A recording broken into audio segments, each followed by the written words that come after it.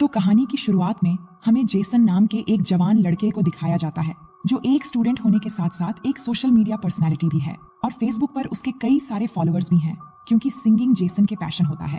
इसके बाद हमें एक कैथलिक स्कूल को दिखाया जाता है जहां जेसन के पेरेंट्स समर वेकेशन के बाद जेसन और उसकी बहन जोई को स्कूल छोड़ने के लिए आए हैं।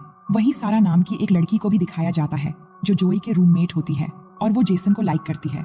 जेसन के फादर चाहते हैं कि जेसन सिंगिंग छोड़कर अपनी पढ़ाई पर ध्यान दे, पर जेसन म्यूजिक को अपना प्रोफेशन बनाना चाहता है। वहीं सिस्टर रेबिका को दिखाया जाता है जो जेसन और जोई की टीचर है और वो जेसन के पेरेंट्स से ये प्रॉमिस करती है कि वो जेसन और जोई का ख्याल रखेंगी। इसके बाद सिस्टर रेबिका स्कूल की नई टीचर सिस्टर सोफिया से मिलती है जिसका आज स्कूल में पहला दिन है। वो सोफिया को इस स्कूल के नियम कानून बताते हुए ये कहती है कि यहाँ टीचर्स के लिए प्रोटोकॉल है कि वो स्कूल में बिना मेकअप के आए। जिसके बाद सिस्टर सोफिया अपनी लिपस्टिक मिटाने लगती है। इसके बाद सिस्टर रेबिका सोफिया को पूरा स्कूल दिखाने लगती है तो वहीं पर इन्हें जेसन मिलता है तो सिस्टर रेबिका उससे उसकी नई टीचर सिस्टर सोफिया से मिलवाती है। लेकिन सोफिया ये देखती है कि आज जेसन थोड़ा अपसेट है, जिस पर सिस्टर रेबिका उसे बताती है कि जेसन ने नशे के हालत में अपने फादर की कार का एक्सीडेंट कर दिया था। तब से जेसन के डैड उससे नाराज रहते हैं और जेसन स्टूडेंट होने के साथ साथ एक सोशल मीडिया पर्सनैलिटी भी है। अब इसके बाद जैसे ही सोफिया अपने कमरे में आती है तो वो अपने लैपटॉप में जेसन को देखकर उसकी तरफ अट्रैक्ट होने लगती है और जेसन को लैपटॉप पर ही किस करती है, जिससे ये पता चलता है कि सोफिया जेसन को पहले से जानती है। अब अगले दिन वो अपनी पहली क्लास अटेंड करने जाती है और सभी स्टूडेंट को अपना इंट्रो देती है।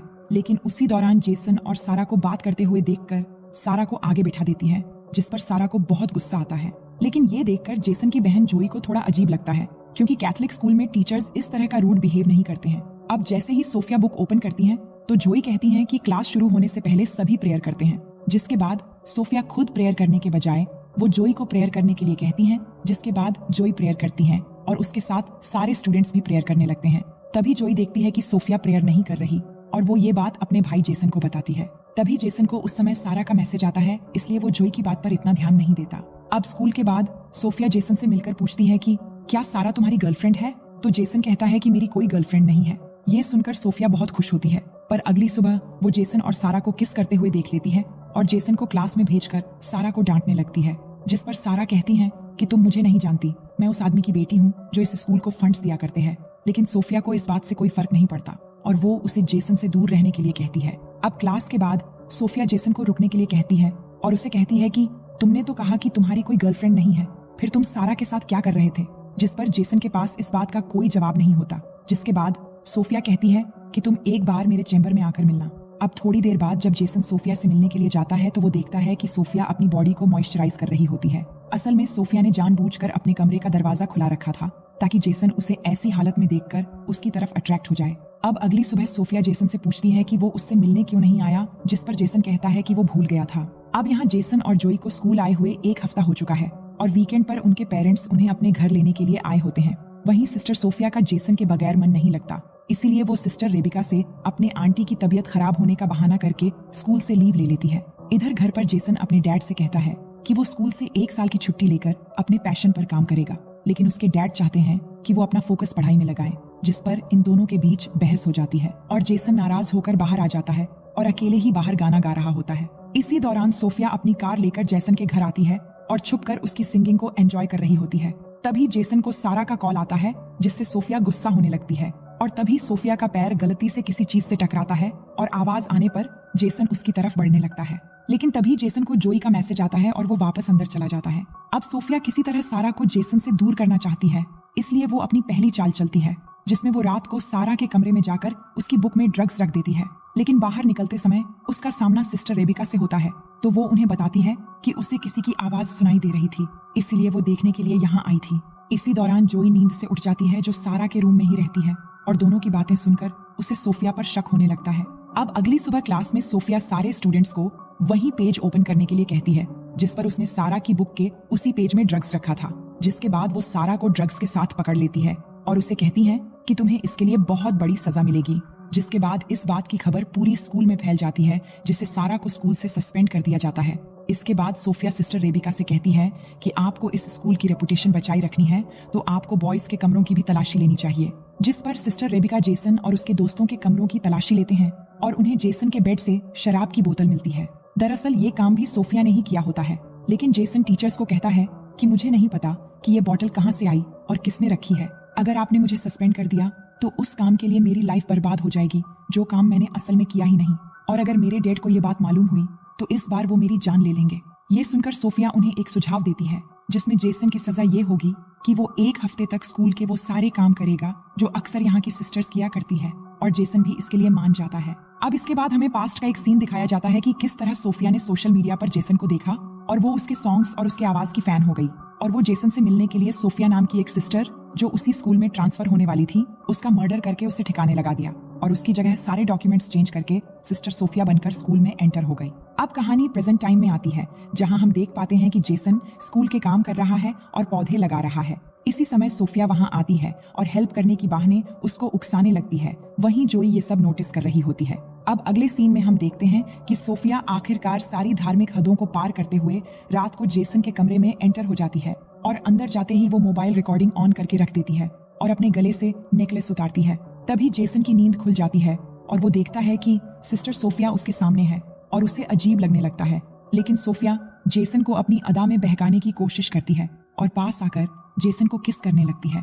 लेकिन जेसन को डर लग रहा था कि ये सब पाप है और उन्हें ये सब नहीं करना चाहिए, पर सोफिया के मनाने पर वो उसकी बहकावे में आ जाता है और आखिरकार दोनों एक दूसरे के बिल्कुल करीब होकर इंटीमेट हो जाते हैं।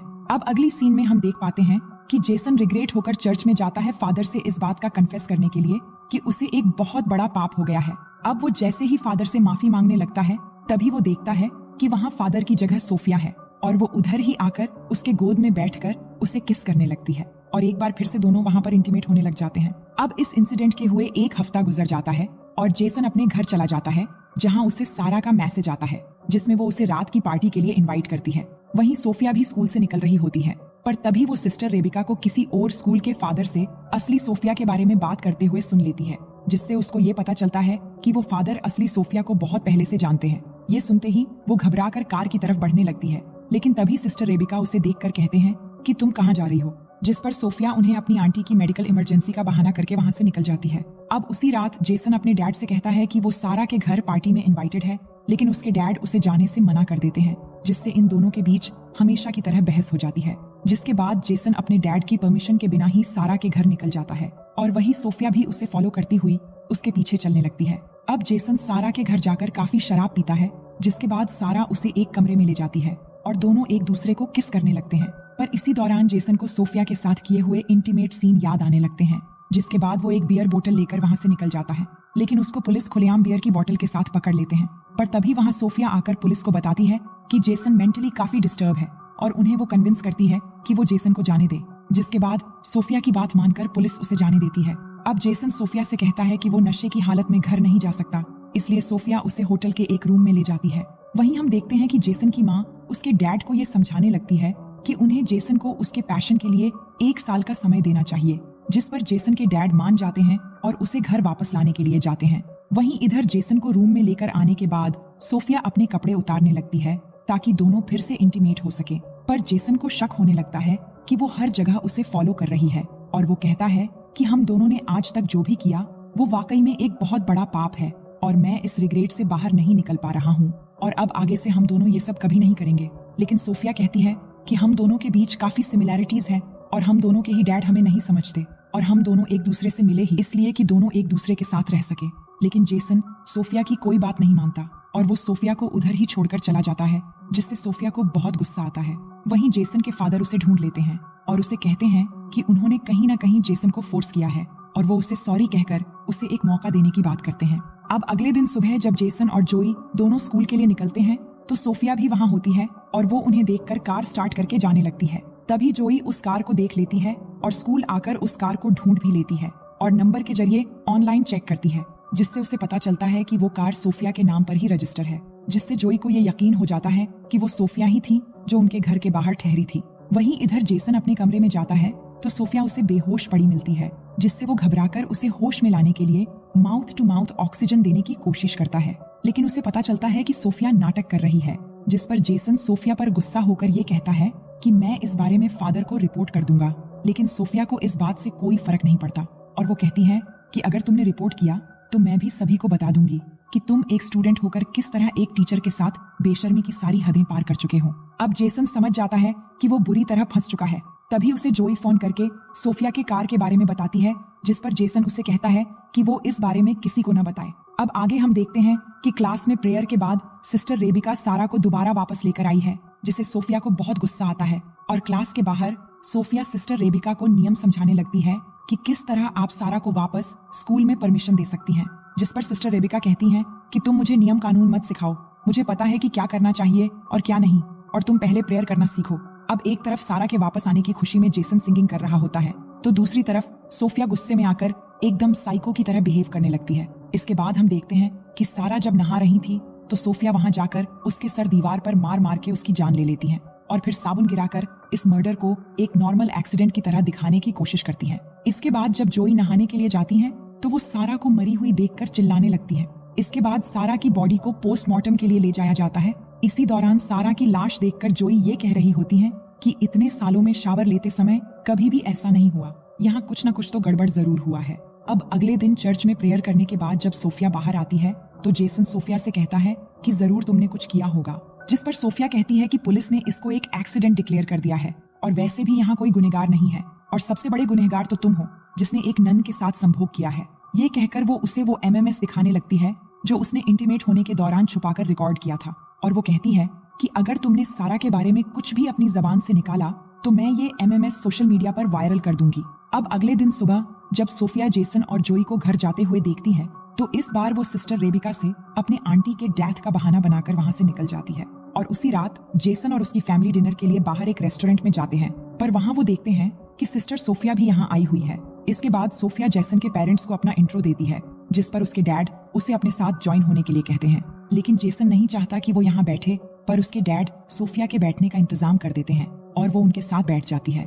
लेकिन जेसन अनकंफर्टेबल होने लगता है और ये सब उसकी बहन जोई नोटिस कर रही होती है। वहीं सिस्टर रेबिका सोफिया के आंटी के डेथ पर फूल भेजने के लिए उस जगह का पता लगाने की कोशिश करती है, जिससे उन्हें ये मालूम होता है कि उधर किसी की भी डेथ नहीं हुई और ना ही वो सोफिया का एड्रेस है। इधर जोई के कहने पर जेसन अपनी बहन को सब कुछ बता देता है कि किस तरह वो धीरे धीरे सोफिया के जाल में फंस गया और सोफिया ने उनके इंटीमेट होने का एक एमएमएस भी बना लिया है, इसलिए वो कुछ भी नहीं कर सकता। जिसके बाद दोनों मिलकर एक प्लान बनाते हैं कि वो नन असली सोफिया है या नहीं, इसकी सबूत तलाश करेंगे। अब अगले दिन हम देखते हैं कि सिस्टर रेबिका को रात के कॉल पर सोफिया पर शक हो चुका था, इसलिए वो सोफिया को अपने कमरे में बुलाकर ये कहती है कि जब से तुम आई हो कुछ न कुछ गड़बड़ होता ही जा रहा है और तुम्हारे आते ही मैंने अपने बेस्ट स्टूडेंट्स को सस्पेंड भी कर दिया और अब तुम्हारी आंटी की डेथ का झूठा खबर भी पकड़ा गया है। ये कहकर वो फादर से कंप्लेंट करने जाने ही वाली होती है, तभी सोफिया एक लैंप से मारकर सिस्टर रेबिका को घायल कर देती है। वहीं हम देखते हैं कि जेसन और जोई सोफिया के कमरे में पहुंच जाते हैं उसके खिलाफ सबूत ढूंढने के लिए, जहां जाकर उन्हें असली सोफिया का लैपटॉप मिल जाता है और साथ ही उस लड़की का लैपटॉप भी मिलता है जो सोफिया बनकर यहाँ आई हुई है, जिसका असली नाम लॉरा है। और वो देखते हैं कि उसने जेसन के कई सारे पिक्चर्स सेव करके रखी हुई है। ये देखकर वो दोनों समझ जाते हैं कि लॉरा पूरा प्लान बनाकर यहाँ आई है। अब ये बात वो सिस्टर रेबिका को बताने के लिए जाते हैं, तभी उनका सामना सोफिया यानी लॉरा से होता है और वो जेसन के हाथ में अपना लैपटॉप देखकर ये समझ जाती है कि उसका राज खुल चुका है। लेकिन वो जेसन से अपने पागलपन का इजहार करते हुए ये कहती है कि तुमने जितने भी गाने गाए हैं वो सब मेरे लिए ही थे, जिससे जेसन और जोई समझ जाते हैं कि ये लड़की पूरी तरह से साइको बन चुकी है। जिसके बाद वो आगे बढ़ने लगते हैं, लेकिन तभी मौका देखकर सोफिया जोई पर लैंप से वार कर देती है, जिससे जेसन गुस्से में आकर उसका गला दबाने लगता है। तभी वो जेसन के पैरों के बीच लात मार देती है, जिससे वो दर्द से गिरकर बेहोश हो जाता है।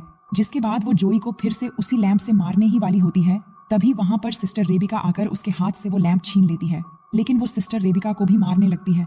तभी जेसन होश में आकर अपनी जेब से स्क्रू ड्राइवर निकालता है और सोफिया की पीठ में वार कर देता है, जिससे वहीं पर सोफिया की मौत हो जाती है। इसके बाद हमें स्कूल के ग्रेजुएशन का दिन दिखाया जाता है, जिसमें जेसन के डैड जोई को उसकी मॉम की कार और जेसन को एक नया गिटार गिफ्ट करते हैं और इसी सीन को दिखाते हुए ये शानदार कहानी यहीं पर खत्म हो जाती है। तो दोस्तों, ये कहानी आपको कैसी लगी कमेंट में जरूर लिखिएगा।